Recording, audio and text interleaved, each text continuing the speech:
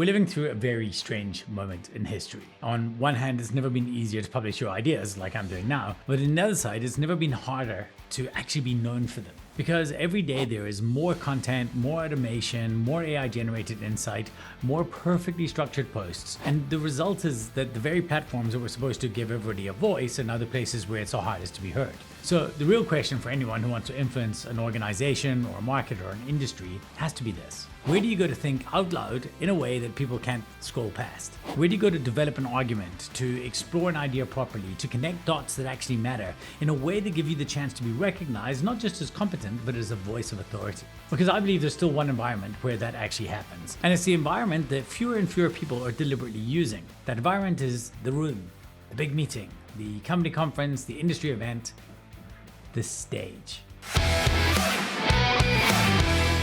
Look, in your day-to-day work, most of your contribution is visible to a very small number of people. So you do good work and you think well and you solve important problems, but structurally that work is probably only seen by your manager or your immediate team or the client directly in front of you, which means that you can be exceptional but still invisible. It's not fair. But when you stand up in a room and you articulate a point of view, your visibility changes completely because now everybody sees you, and more importantly, they experience how you think. That is one of the primary ways a voice of authority is formed. Now, the reason the stage matters so much is that it gives you three things that have disappeared almost everywhere else. First, you have assumed authority, right? You're introduced as a person worth listening to, and for a period of time, the room will accept that. It's yours to lose. The second thing you have is extended attention. Not because attention spans have magically improved, but because the environment has changed. In a feed, you have seconds, but in a room, you have time. Time to build an argument. You've got time to take people on a journey with you. You've got time to move from idea to insight to implication.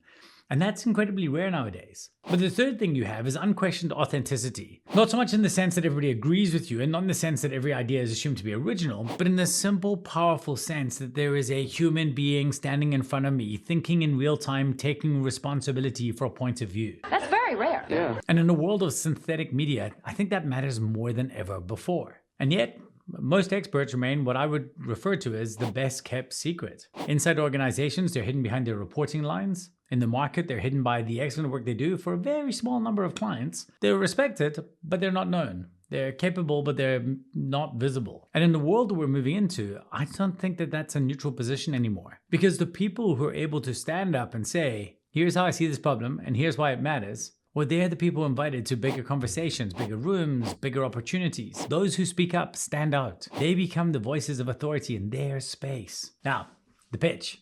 For 29 years at Missing Link, we've helped leaders, experts, and professional speakers become more eloquent and more persuasive on stage. Your resume is very impressive. And about 5 years ago, we built Story to Stage, specifically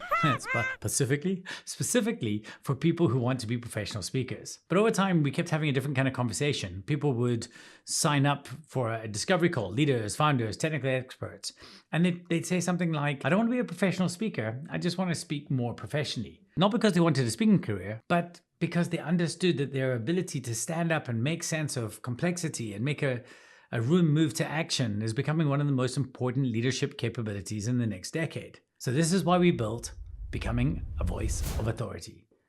Because in a world where so much of your work is hidden, the moments where you're seen thinking out loud are the moments that define how you're perceived. This isn't about becoming famous, it's about becoming known.